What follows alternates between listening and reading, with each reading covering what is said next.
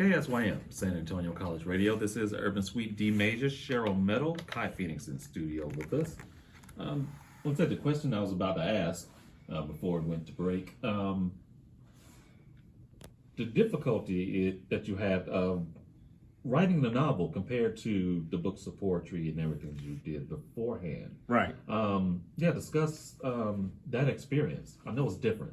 It starts off with a story, an idea I wanted to talk about. I wanted to do something that I've never done. Mm-hmm. You become characters, and when you tell stories or whatnot. One of my favorite stories in the world is The Outsiders. And I didn't know that S.E. Hinton was a woman. Yeah. And I loved her books all through my youth. Like, she wrote so many books, but they were always from the male perspective, and it's like really ultra masculine. Yeah. And it wasn't until later on in life that I realized, I was like, whoa, she was 16 when she wrote The Outsiders. 16? She was a 16-year-old schoolgirl when she wrote that. And that's like standard male reading. Mm-hmm. I'm like, if she can do that, I can do that. From a young female perspective, 50s, 60s, I wanted to challenge myself. I had a story. I was inspired by Phoenix Shakur's book where she talked about her relationship with her grandfather. Yeah. And I wanted to tell that kind of story. But the book, too, it took a different turn. A family member of mine, who I'm very close with, wanted to talk about something that had happened to her when she was young.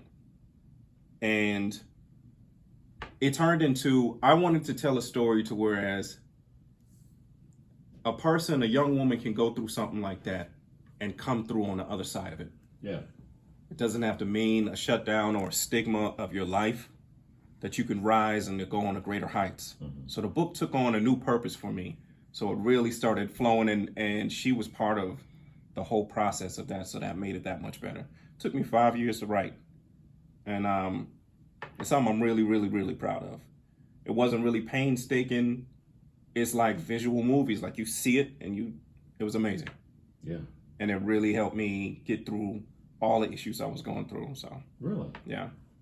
Because the whole time I'm writing, I'm working a factory job, 12-hour shifts. Mm-hmm. I'm a full-time student as well. And I've got 2 boys. Mm-hmm. So You're trying to balance everything. And in the middle of that, you're trying to pursue everything that you're trying to do.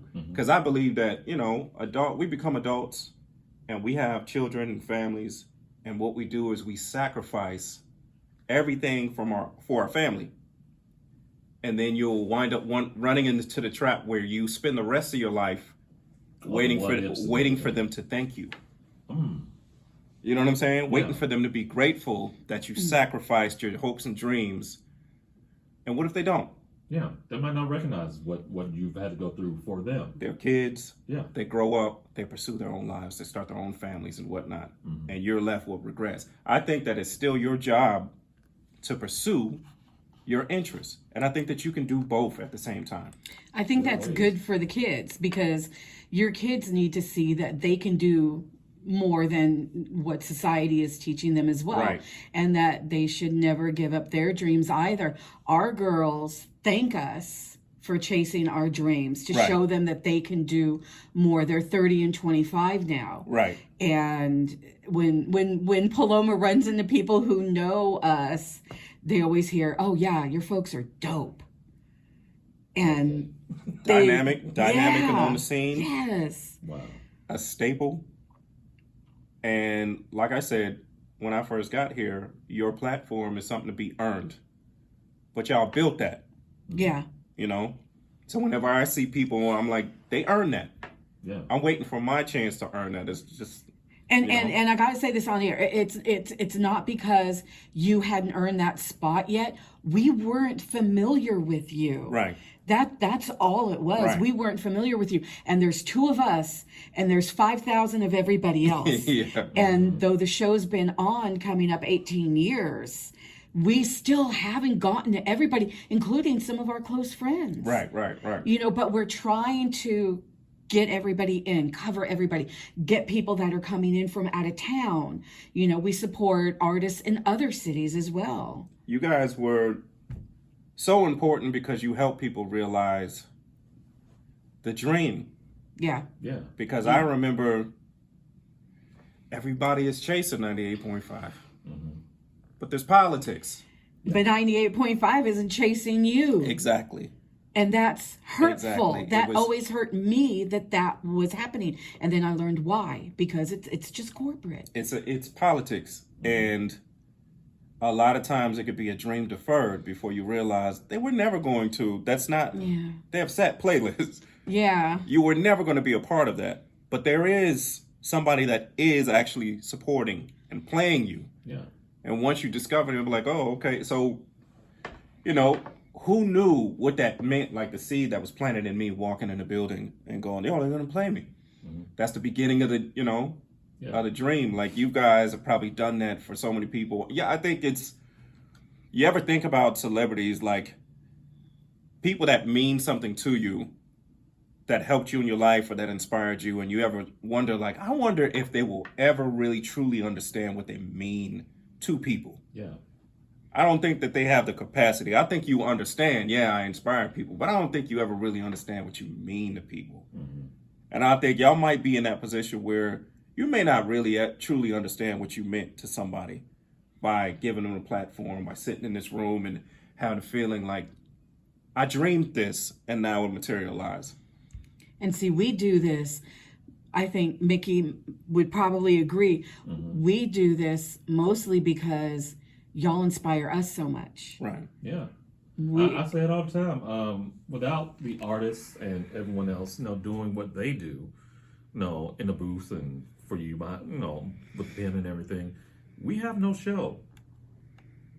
We literally have no show. So we're here to support the artists as much as we can. Right. As much as it's, for us to be behind the mic and play music, as much as support the artists as much. And like a lot of artists, they assume that we're up here, we're making paychecks, we're doing whatever. We struggle just as much as any artist that we know. We don't get paid. This is volunteer. This is almost 18 years of volunteering to be up here. Right. We pay for the lifts. We pay for the, for whatever.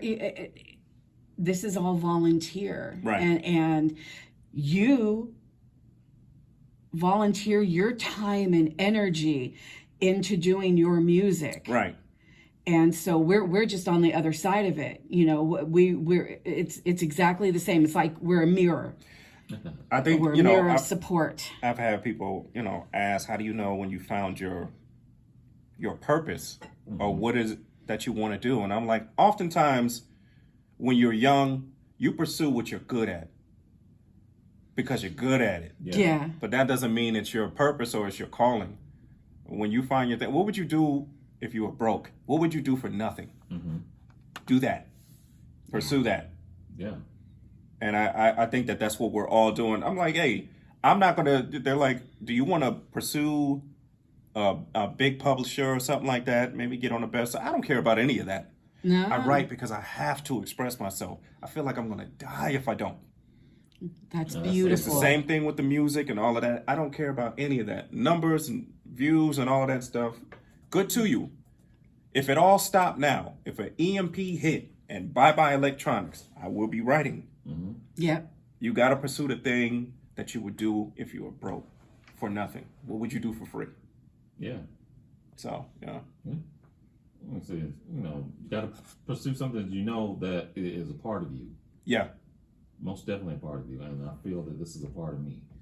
I get a chance to come up here once a week and express and play what I think people should hear, and give myself a chance to be heard, once a week. It still blows my mind. I come and sit in the seat, and you're playing Spy and Cell. Yeah. Yeah. It's like, because we admire the hell out of their music. Right. Their music makes our life better.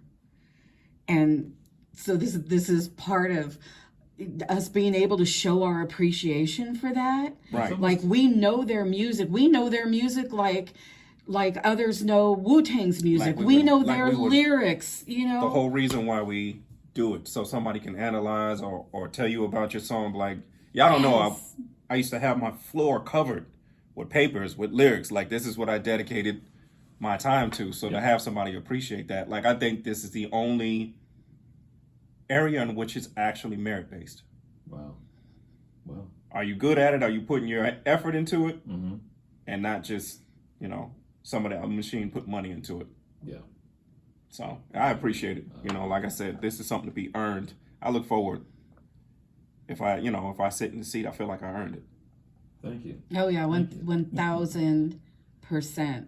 And every song that you hear on the Urban Suite, Mickey picks that out himself. He doesn't get handed a playlist. Nobody tells him what to play.